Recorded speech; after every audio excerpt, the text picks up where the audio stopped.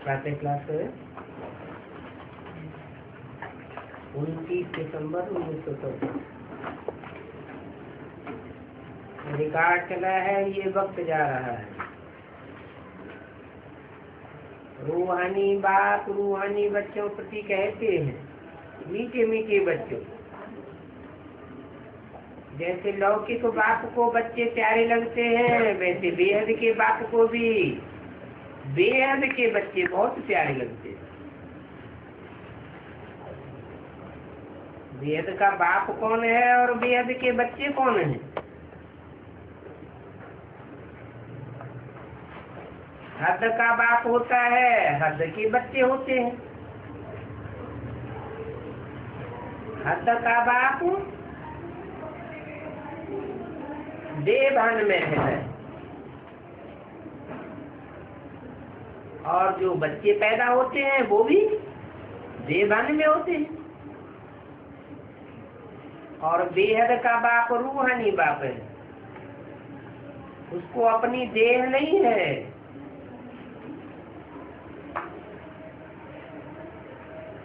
100% रूहानियत से भरा पूरा है। वो कभी देह का जन्म लेता ही नहीं, तो कैसे बच्चों की पैदाइश करता है? रूहानी बाप रूहानी बच्चे बनाते हैं। कैसे बनाते हैं? रूह तो अजरमय अविनाशी है, परंतु अनेक चोले अनेक देह धारण करते करते आत्मा अपने को देह समझ बैठती है। उन देहधारियों को आकर के स्मृति दिलाते हैं कि तुम ज्योति बिंदु आत्मा हो। ये स्मृति आते ही जैसे कि आत्मा अपने स्वरूप को पहचान लेती है, बाप का बच्चा बन जाती है। रूहानी बाप ज्योति बिंदु और उनका बच्चा भी ज्योति बिंदु। कोई की प्रैक्टिस पक्की हो जाती है और कोई देवभानु को नहीं छोड़ पाते हैं। जिनकी प्रैक्टिस पक्की हो जाती है, देवभानु को त्याग देते हैं, वो रूहानी बाप के पक्के रूहानी बच्चे कहे जाते हैं। उनको कहेंगे बेहद के बच्चे। कैसे? हद के जन्म लेने वाले नहीं, ऑलराउंड 84 जन्मों का पार्ट बजाने वाले बेहद के पार्टधारी हैं। तो बेहद के बाप को ऐसे बेहद के रूहानी बच्चे बहुत प्यारे लगते हैं। जैसे लौकिक बाप को, देहधारी बाप को देह के बच्चे बहुत प्यारे लगते हैं, ऐसे रूहानी बाप को रूहानी बच्चे बहुत प्यारे लगते हैं। बाप बच्चों को शिक्षा देते हैं, समझानी देते हैं कि तुम कहाँ कहाँ ऊंच पद पाओ। बाप की ये चाहना रहती है कि मेरे बच्चे ऊंच पदधारी बने। तो बेहद के बाबू को भी ये इच्छा रहती है।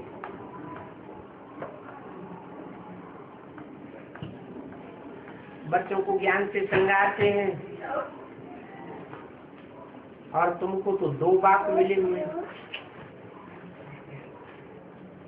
और से 2 बाप मिले, दोनों बेहद के बाप हैं। एक मनुष्य शक्ति का बाप और एक रूहों का बाप, रूहानी बाप।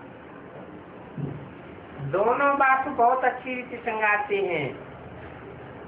कहते हैं कि बच्चे ऊंच पद पाओ। लौकिक बाप भी खुश तो पारलौकिक बाप भी खुश होते हैं।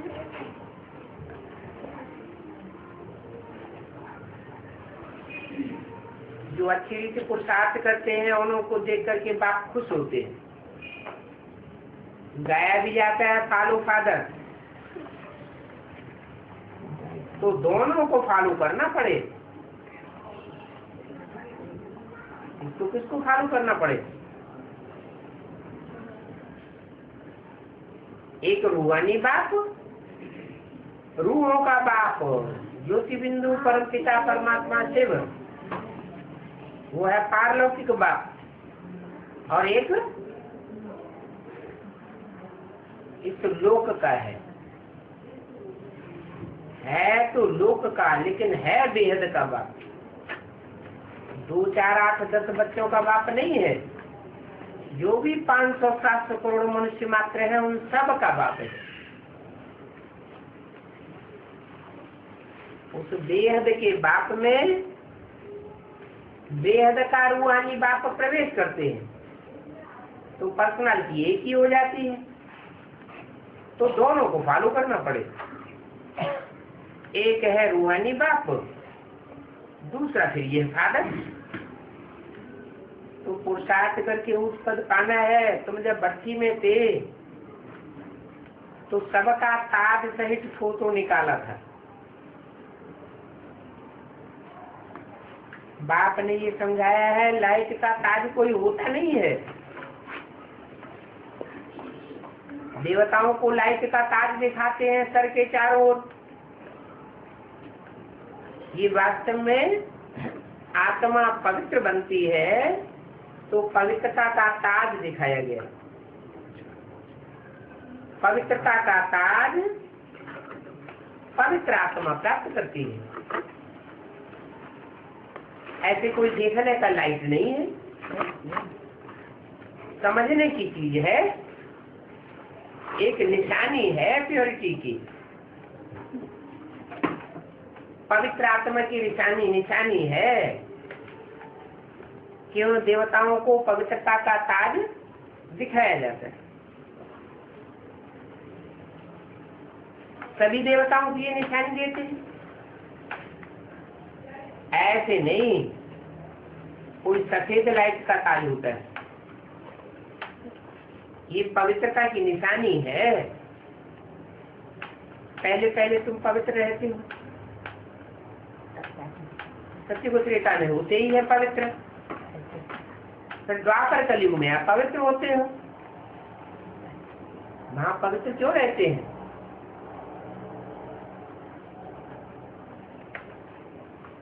क्योंकि 21 जन्म एक के साथ संग का रंग रहता है, और द्वापर युग से अनेकों के साथ देह का संग हो जाता है। सत्युग आज में तुम थे पवित्र, आप भी विचारी थे, और द्वापर युग से तुम अपवित्र बन पड़ते हो, विचारी बन पड़ते हो। बात भी कहते हैं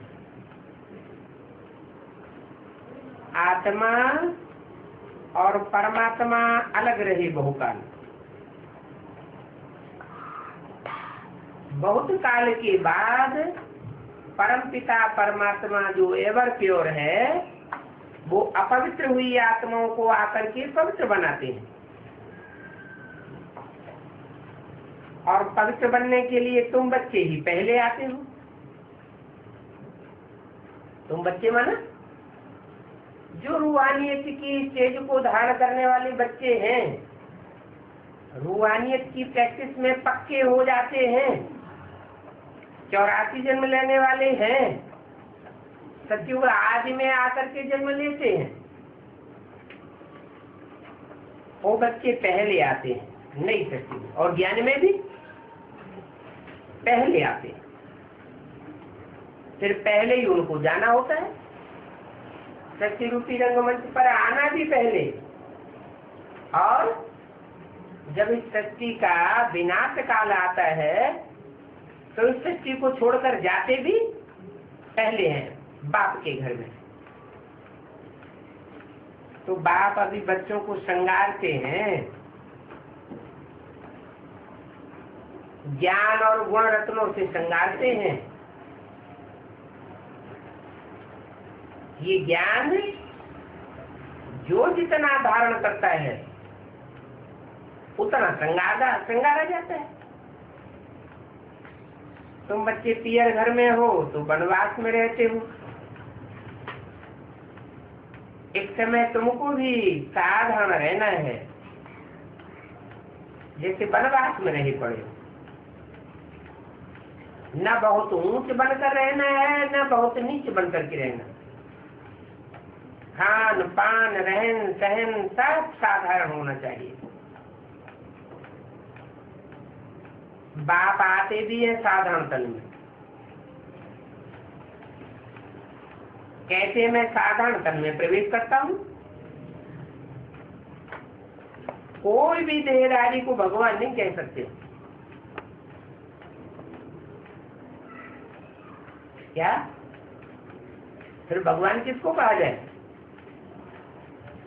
देहधारी को भगवान नहीं कहते तो क्या बिंदु को भगवान कहा जाए?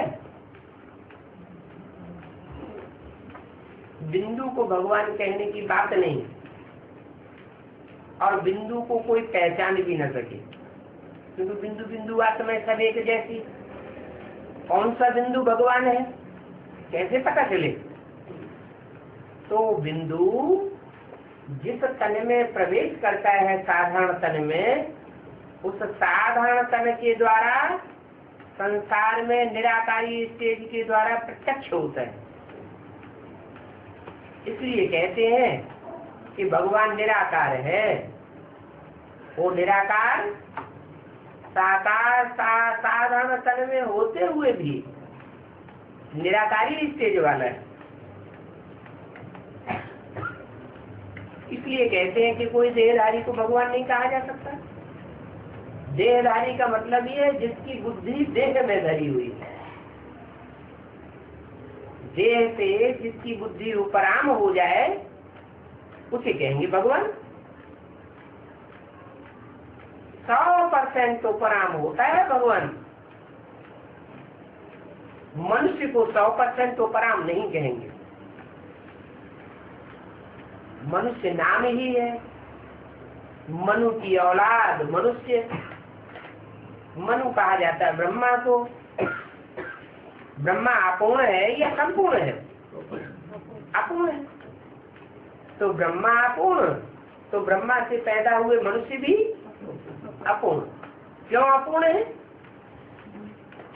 क्योंकि मन चंचल होता है, मनुष्यों का मन चंचल होता है और भगवान का मन अचल, जैसे कि है ही नहीं मन, मन अमन हो जाता है। इसलिए कहते हैं कि मनुष्य मनुष्य की सदगति नहीं कर सकता। मनुष्य मन वाला है, मन चंचल होता है। जो खुद ही चंचल मन वाला है वो दूसरे मनुष्यों की सदगति कैसे कर सकता है?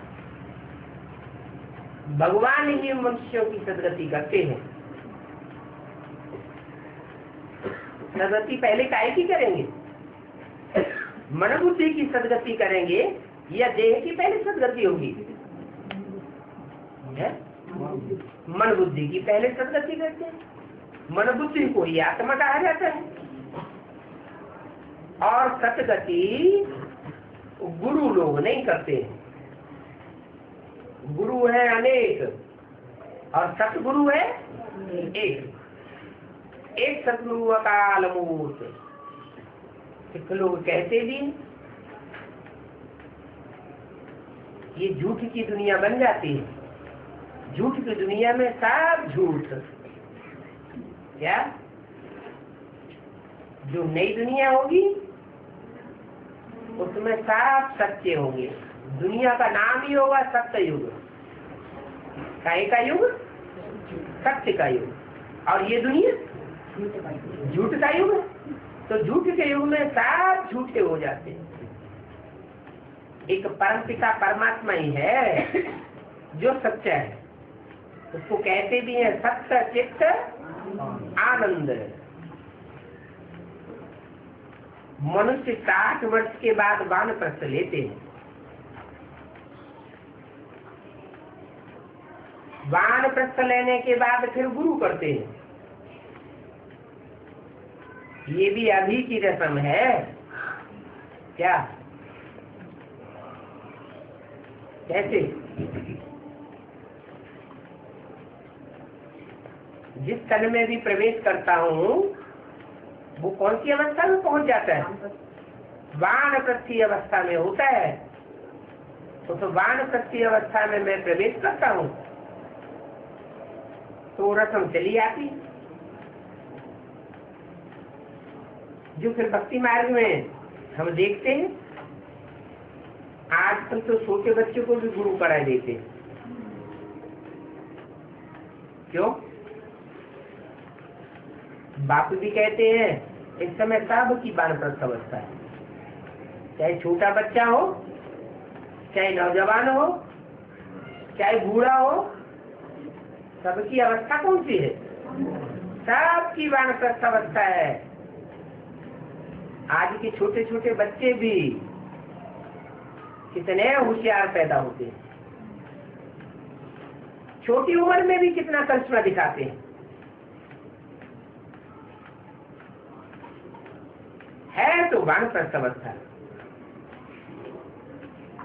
क्योंकि कोई पता नहीं चलता कब मौत आ जाए।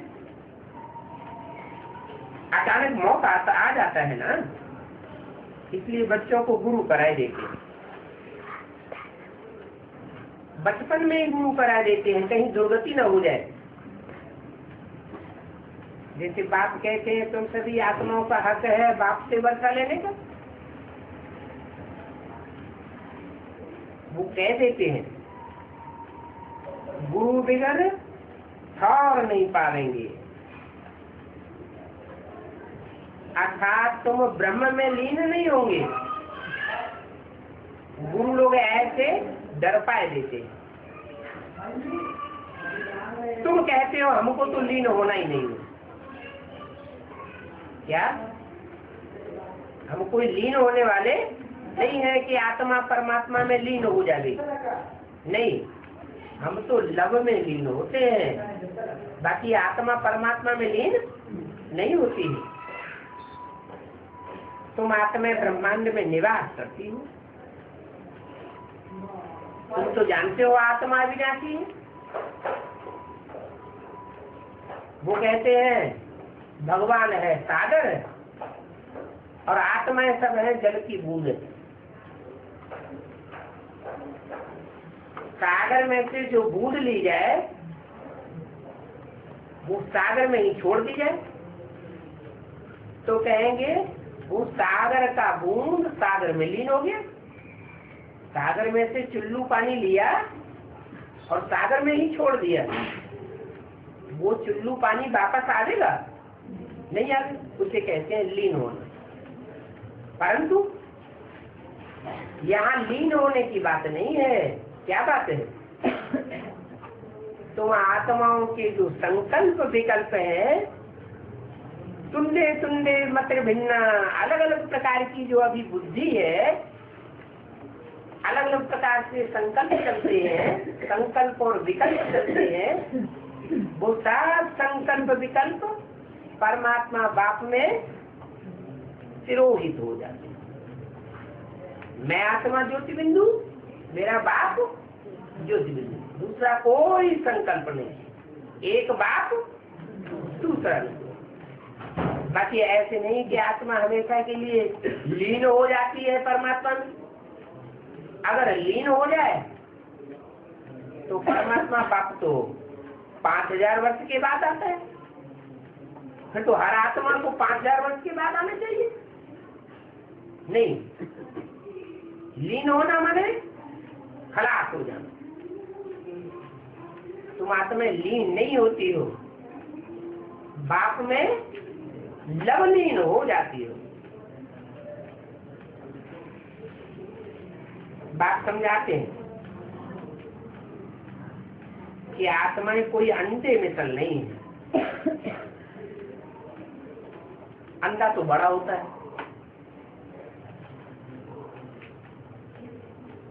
तुम तो अति सूक्ष्म ज्योति बिंदु हो। ये अंडे मिसल, ये भक्ति मार्ग का अक्षर है। आत्मा तो अति सूक्ष्म ज्योति बिंदु है, चार मौलिक है। बात भी ज्योति बिंदु है, उस बिंदु को ही ज्ञान का सागर कहा जाता है। क्या है? इतना सूक्ष्म ज्योति बिंदु, लेकिन उसमें ज्ञान कितना भरा हुआ है। जैसे सागर में अथाह जल भरा हुआ है, ऐसे ही परमात्मा बाप में अथाह ज्ञान का सागर भरा हुआ है। तुम भी छोटी आत्मा हो, तुम आत्माओं में भी नंबरवार पुरुषार्थ संसार ज्ञान भरा हुआ है, तुम फील करते हो।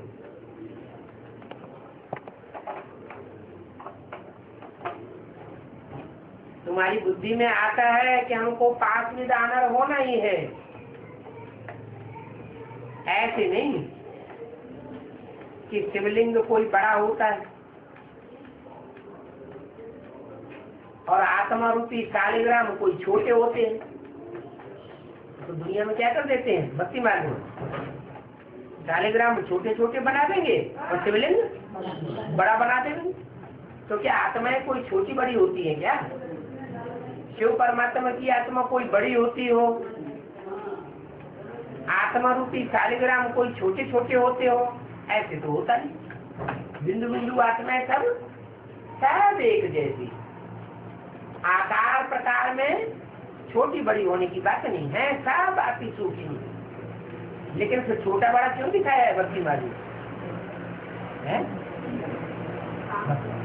काम के आधार पर जिसने जितना बड़ा काम किया, उस बड़े काम के आधार पर शिवलिंग को बड़ा दिखाया है और बिंदु बिंदु आत्माओं को छोटा दिखाया है। परमात्मा बाप जब आते हैं तो सारी सृष्टि को परिवर्तन करने के काम में सबसे ज्यादा सेवाधारी आत्मा कौन सी है? शिव, वो खुद ही करण करावन है। बच्चे तो तमो प्रधान हो गए। तमो प्रधान आत्मा सेवा करती है या बाप सेवा करते हैं? तमो प्रधान आत्मा तो सेवा कर ही नहीं सके, तो बाप बच्चों में प्रवेश करके सेवा करते हैं। तो सारी सेवा बाप की है, इसलिए शिवलिंग को बड़ा दिखाते हैं और आत्माओं को छोटा छोटा कार्यक्रम दिखाते हैं। ऐसे तो आत्मा जितनी है उतना ही परम पिता परमात्मा है। उनको कहा जाता है परम धाम में रहने वाली आत्मा। इस सृष्टि पर भी आते हैं, नीचे आते हैं, ऊपर की स्टेज से उतरते हैं, नीचे आते हैं, तो भी मन बुद्धि से ऊंची स्टेज में रहते हैं। ऐसे नहीं देहधारियों के संग में आकर के देह अभिमानी बन जाते हो क्या? उनको संग का रंग नहीं लगता है। परम धाम से आते हैं पाठ बजाने। पाठ तो शरीर के द्वारा ही बजाया जाएगा या बिना शरीर के बजता है? जो भी पाठ बजाएंगे कर्मेंद्रियों से, वो तो कोई शरीर में प्रवेश करके ही बजावेंगे। साथ कहते हैं मैं भी आता हूँ पाठ बजाने के लिए सत्य रूपी रंगमंच पर, परंतु तुम्हारे पाठ में और मेरे पाठ में अंतर क्या है?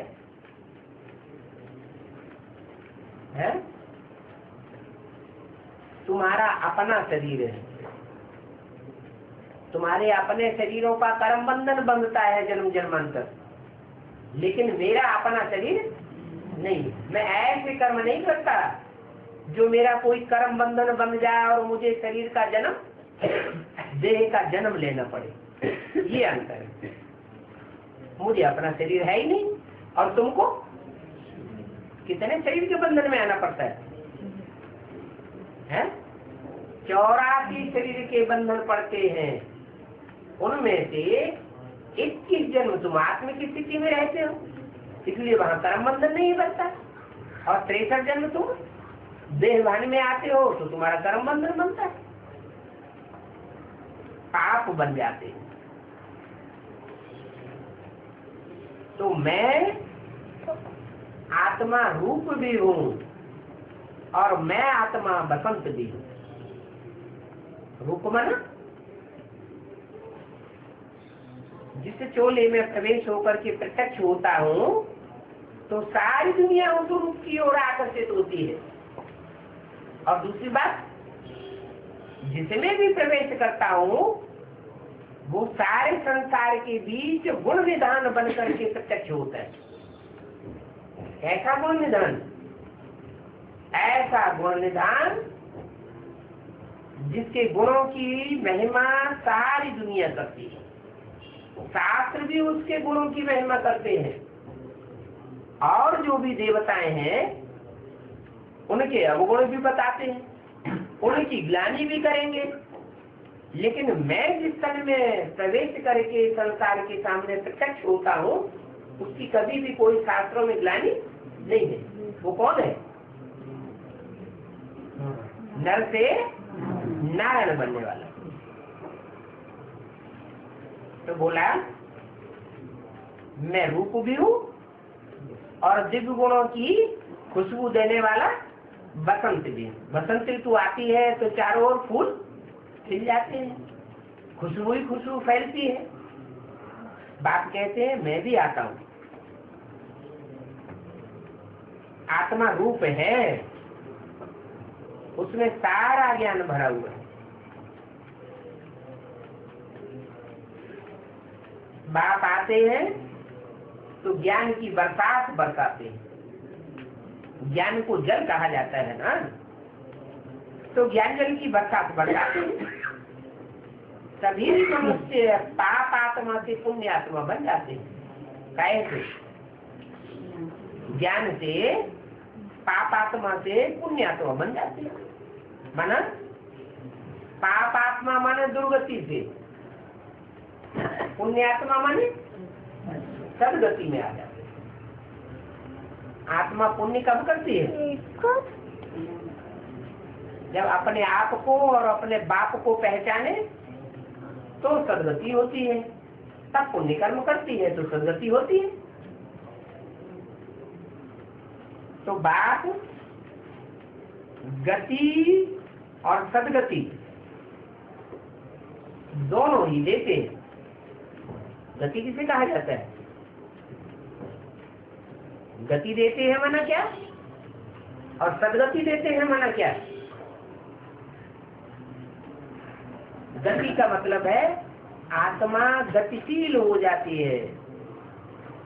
आत्मा जो जड़त्वमयी बन जाती है, जड़ देह को याद करते करते, मिट्टी को याद करते करते मिट्टी में देहभान में मिल जाती है, उस आत्मा को बाप आकर के गति देते हैं।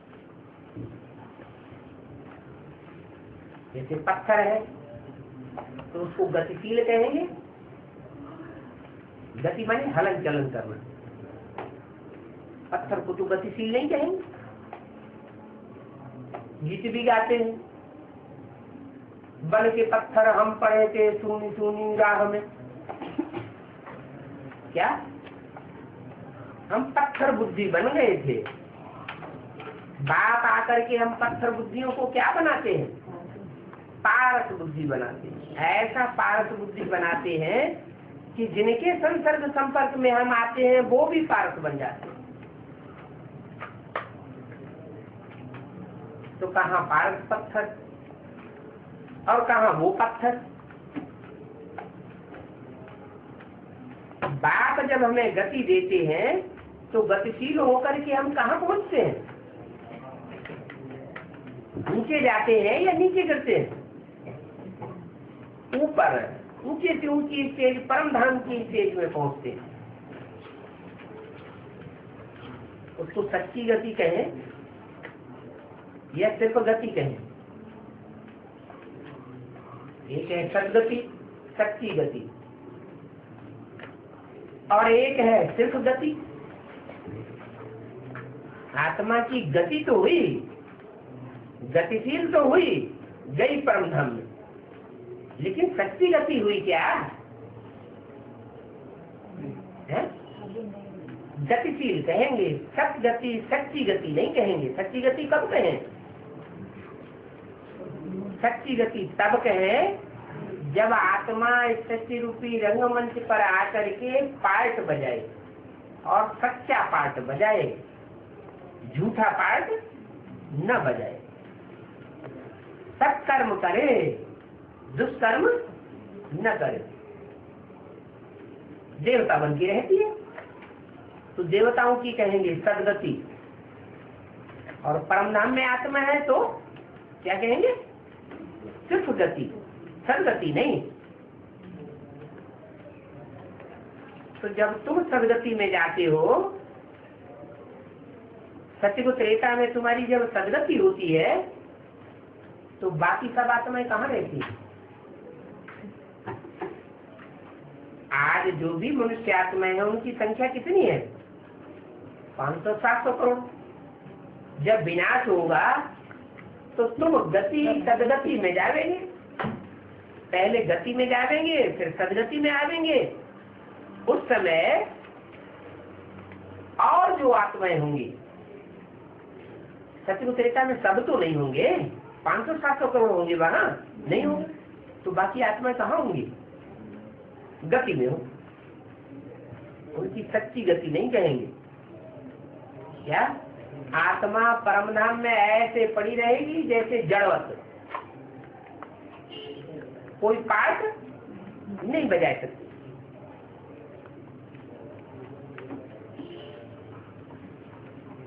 वो स्वीट होम है जहाँ आत्माओं का घर है।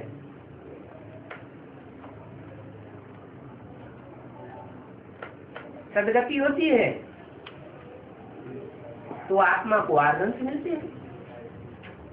उन आर्गन्स से सच्चे कार्य करेगी, दुष्ट कार्य नहीं करेगी। इन कानों से आत्मा सुनती है, आंखों से देखती है, सब कुछ करती है। अभी बाप कहते हैं मीठे मीठे सिकीले बच्चों, अभी तुम्हें वापस घर जाना है। वापस जाना माना गति में जाना है। तुम्हारी आत्मा गतिशील हो जानी चाहिए, मन बुद्धि जामड़ी बन करके न रहे। कैसी हो जाए? मनन चिंतनशील हो जाए। मन बुद्धि रूपी आत्मा जब मनन चिंतनशील बनेगी तो तुम्हें अनेक जन्मों का साक्षात्कार होगा, परंतु इसके लिए पवित्र जरूर बनना है।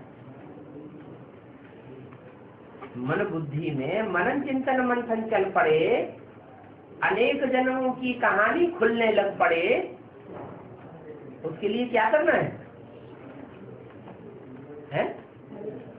पवित्र रहना है। पवित्र रहने का मतलब क्या है? एक बाप दूसरा न कोई। स्मृति में भी एक बाप दूसरा न कोई। इन आंखों में भी कौन बसा हुआ हो?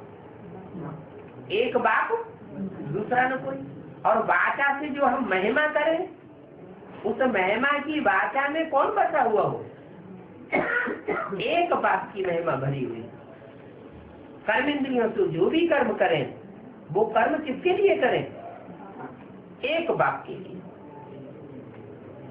बाप का जो कर्म तो हमारा कर्म। बाप आए ही हैं स्वर्ग की स्थापना करने, तो हमको क्या करना है? हम भी स्थिति में स्थित होकर के स्वर्ग की स्थापना में बाप के सहयोगी बने।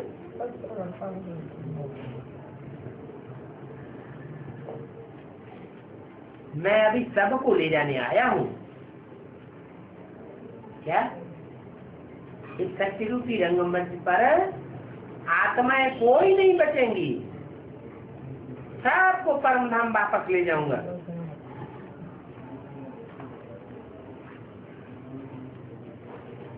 आत्माओं को शिव की बारात कहते हैं। क्या? शिव की बारात में देहभान वाले जाएंगे, देहधारी जाएंगे, या जो आत्मा बने हुए होंगे वो जाएंगे? हैं? आत्मा बने हुए जाएंगे। लेकिन आत्मा सब बनते हैं क्या? जो आत्मा नहीं बने हुए होंगे उनको फिर धर्मराज की सजाओं से उनका देहभान तोड़ा जाएगा और आत्मा बना करके फिर मैं जबरन वापस ले जाऊंगा। अभी शिव बाबा शिवालय की स्थापना कर रहे हैं। क्या मन बुद्धि में क्या स्थापन हो रहा है? शिवालय स्थापन हो रहा है। वैश्यालय माने व्यभिचार की दुनिया खलास हो जानी है। तो बाप आकर के शिवालय स्थापन करते हैं, फिर रावण क्या करते हैं? रावण इस दुनिया को वैश्यालय बना देते हैं। शिवालय किसे कहा जाता है? आलय माने घर, मंदिर। शिव के मंदिर में क्या होता है?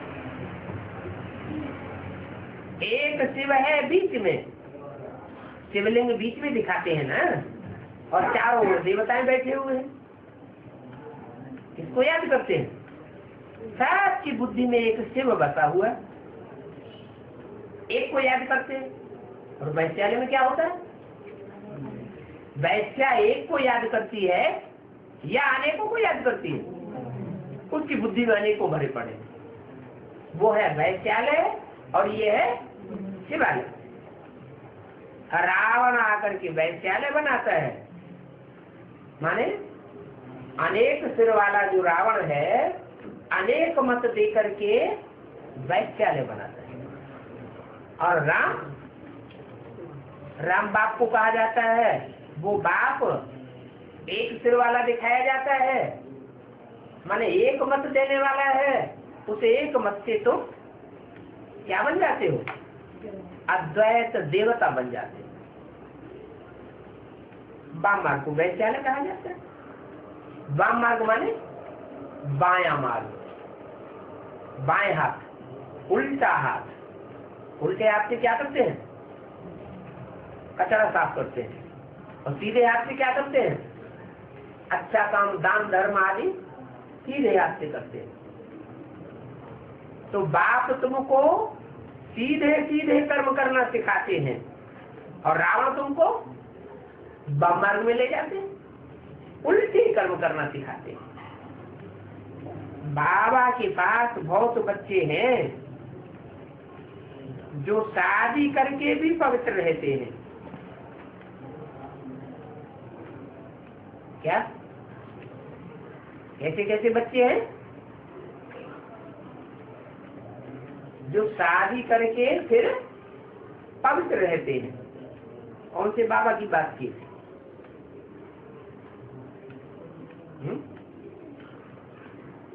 कौन से बाबा की बात है?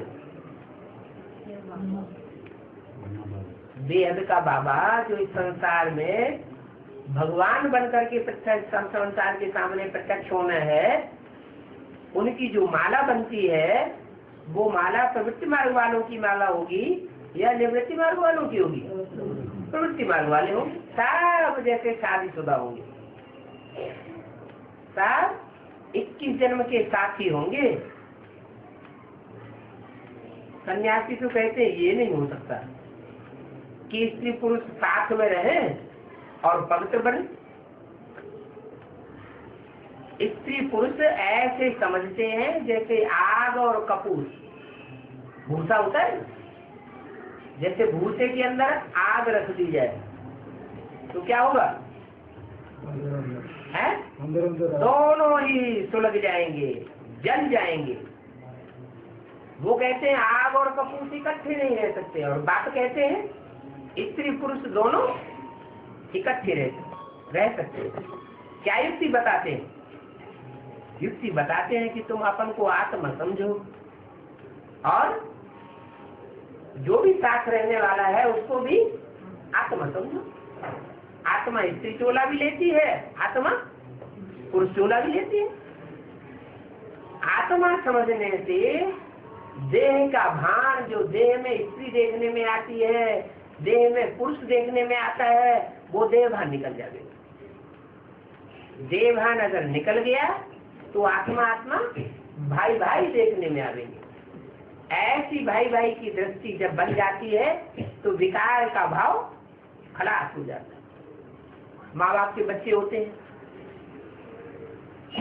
एक बच्चा होता है, एक बच्ची होती है, या दो बच्चे होते हैं, उनमें विकार की भाषा क्यों नहीं होती?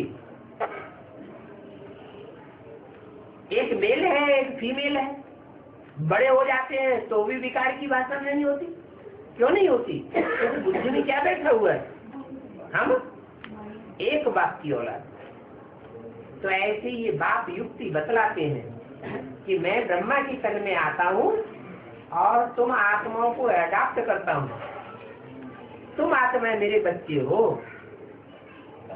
ब्रह्मा की औलाद हो, माने आपस में भाई बहन हो। तो भाई बहन में वो क्रिमिनल असाल्ट नहीं हो सकता। भाई भाई की, भाई बहन की दृष्टि होनी चाहिए। यहाँ समझाया जाता है कि आत्मिक स्थिति में रहने से आमदनी बहुत होगी, पवित्र रहने की 21 जन्मों की राजधानी मिल जाती। तो एक जन्म पवित्र रहना कोई बड़ी बात तो नहीं है। बाप कहते हैं तुम काम शिक्षा पर बैठ करके बिल्कुल ही काले बन गए। काम विकार ने तुमको काला बना दिया है। कैसे काला बन गए? काम विकार जो है, काम इंद्रियों से जो भोगा जाता है, वो मन बुद्धि की शक्ति को नीचे ले जाता है या ऊपर उठाता है? मन बुद्धि की ताकत सारी नीचे चली जाती है, अधोगामी हो जाती है। बाप आकर के उस शक्ति को ऊंचा उठाते हैं तो तुम्हारी काम विकार की भाषा ही खलास हो जाती है, क्योंकि तुम अपन को देह नहीं समझते, आत्मा समझते हो।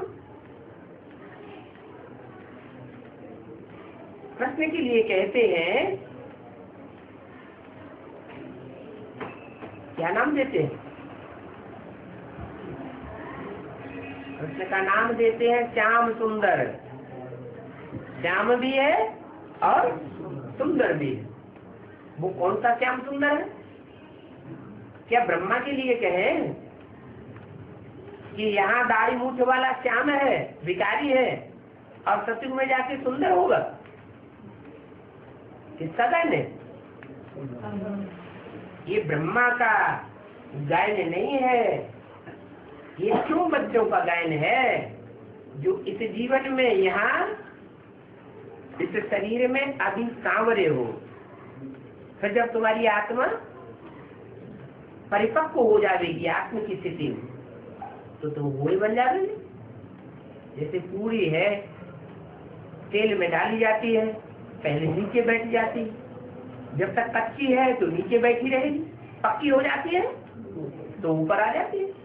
तो ऐसे ही तुम्हारी आत्मा है, अभी प्रैक्टिस कर रही है। इस बात की प्रैक्टिस,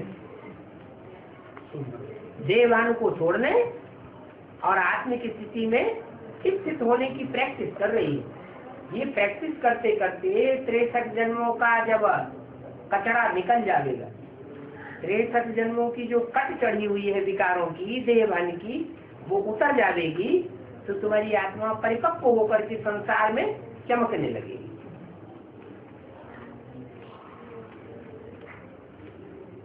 तो ये कृष्ण की समझानी, श्याम और सुंदर, ये तुम्हारे लिए है, इस समय की समझानी है। इस समय, इस जन्म में तुम श्याम भी हो और इसी शरीर से तुम सुंदर भी बन जाएंगे। बाकी कृष्ण को कोई तर्क नहीं रखा था कि कोई कालिया नाग ने ढक लिया हो तो वो काला बन गया। नहीं, ये काम विकार की बात है। कलयुग के अंत में काम विकार अति को हो जाता है, अति होती है, फिर बाप आकर उस अति का अंत कर देते। तर्क तो इस समय की बात है। ये काम, क्रोध, लोभ, मोह, अहंकार, ये 5 नाग दिखाए गए हैं। नाग के 5 फन हैं, एक दो को ढकते रहते हैं। काम की इच्छा पर बैठने से सांवरा बन गया, फिर उनको गांव का छोरा भी कहा जाता है।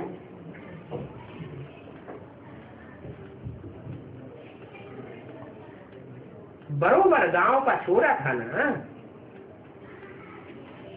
सतयुग में पैदा होने वाला कृष्ण कोई गांव में क्या छोड़ा थोड़ा ही कहेंगे। इनके बहुत जन्मों के अंत में बाप प्रवेश करके इनको गोरा बनाते हैं। इनके बहुत जन्मों के अंत में राम और कृष्ण की आत्माएं ही बहुत जन्म लेने के बाद कैसी बन जाती हैं? सांवरी बन जाती है। फिर उन सांवरों को बाप आकर के गोरा बनाते हैं। बाप ने समझाया है, ज्ञान है दिन का उजेला और भक्ति है रात। भक्ति रावण से आती है।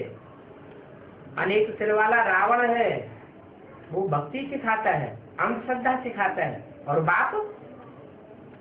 बाप अंधश्रद्धा को खलास कर देते हैं। अंधश्रद्धा ज्ञान से खलास होती है।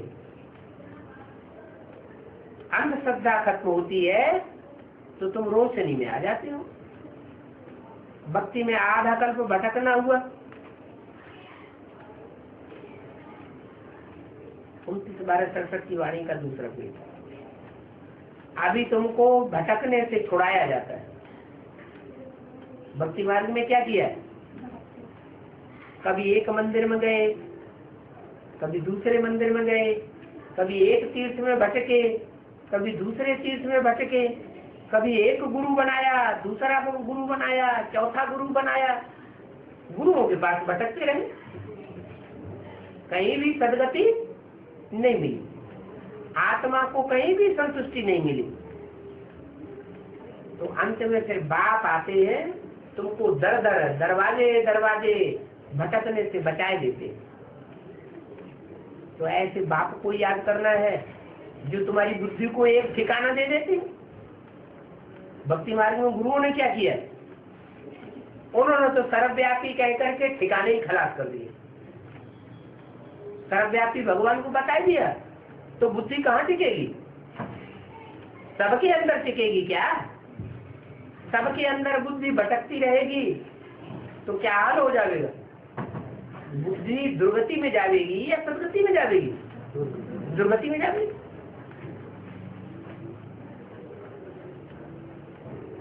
तो अभी बाप को याद करना है, बाबा आप कितने मीठे हो, कितना मीठा वर्षा आप देते हो,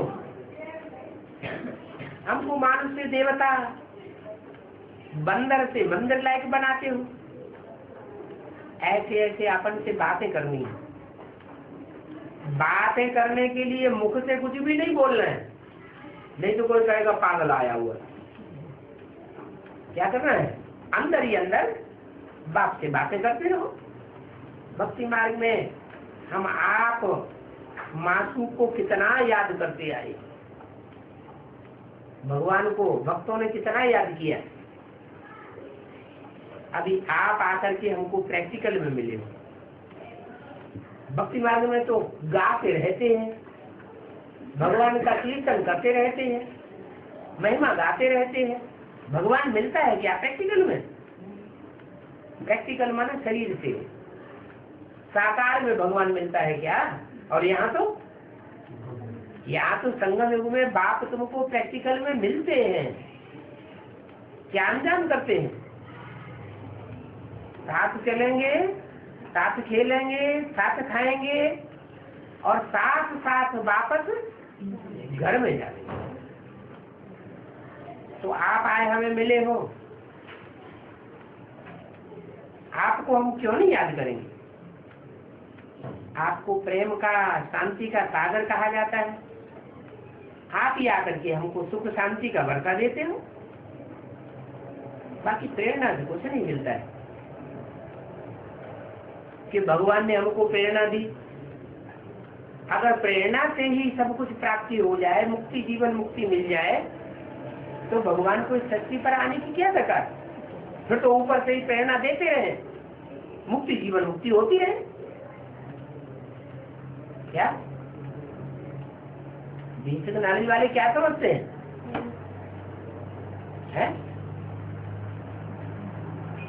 भगवान उनको प्रैक्टिकल में मिला, यह समझते हैं भगवान हमको प्रेरणा देता है कि ऐसे ऐसे करो।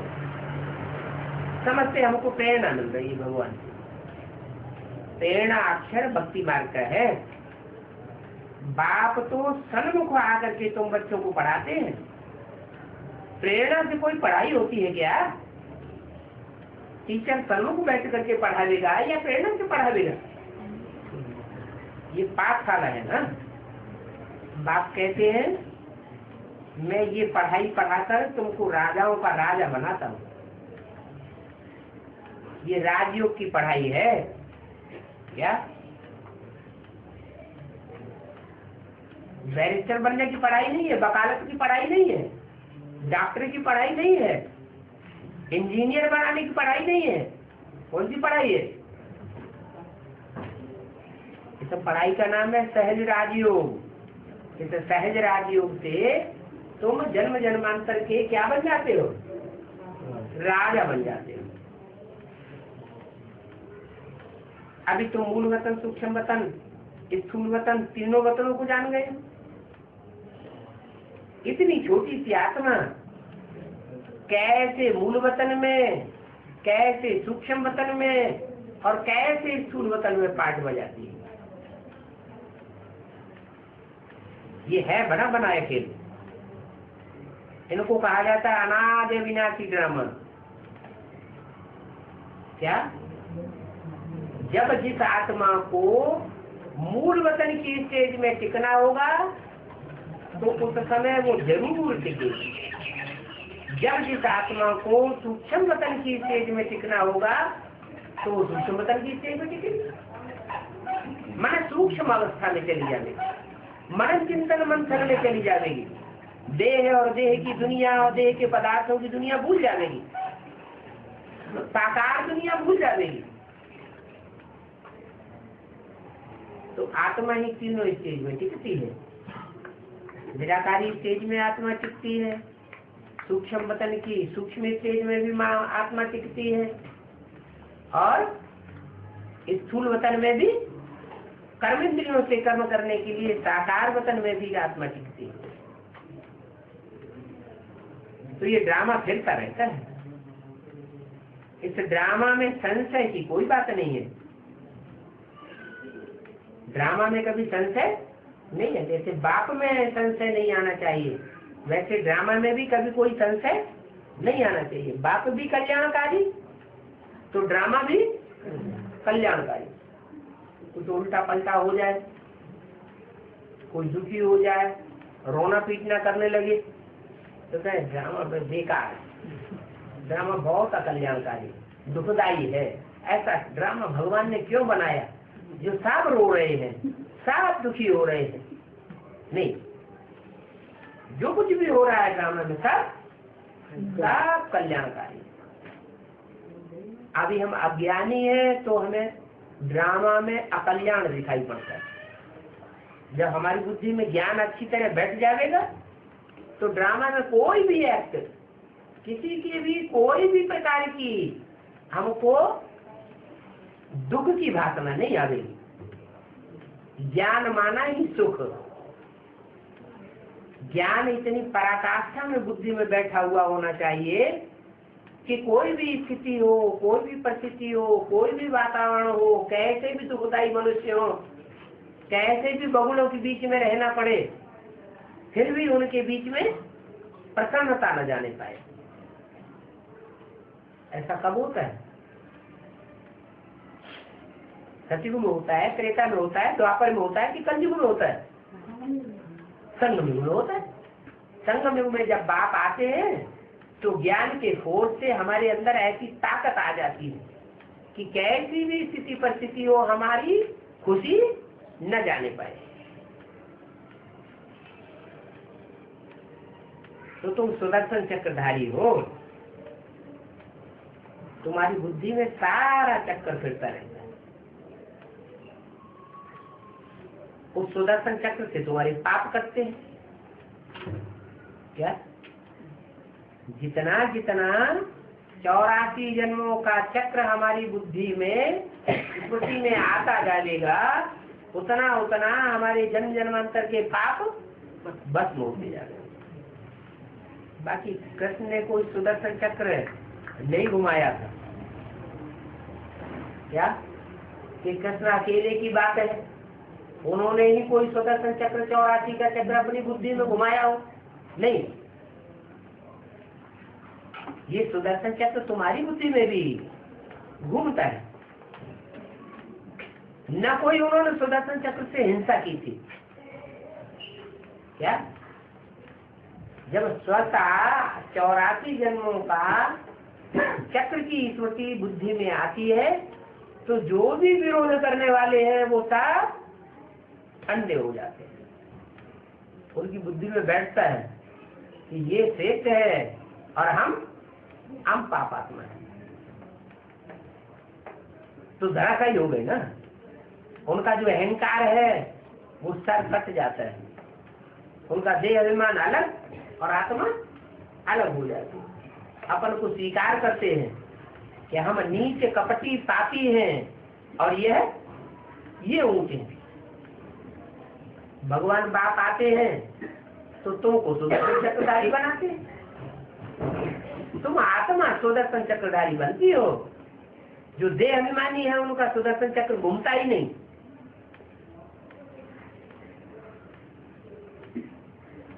तो तुम डबल अहिंसक हो।